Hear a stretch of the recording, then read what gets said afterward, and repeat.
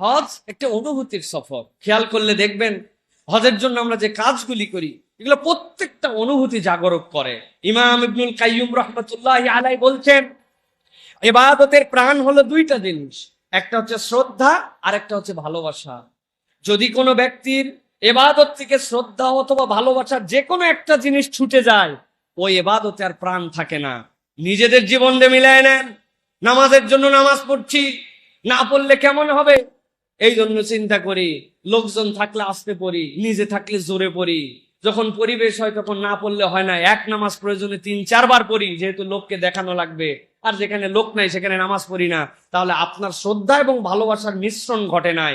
ইমাম ইবনুল কাইয়ুম বলছেন, যদি একটি অপরটি থেকে বিচ্ছিন্ন হয়ে যায়, ওই ইবাদতের প্রাণ থাকে না। ইবাদত হয় কিন্তু এটা প্রাণ থাকে না। ঠিক একই রকম হজ হচ্ছে অনুভূতির সফর।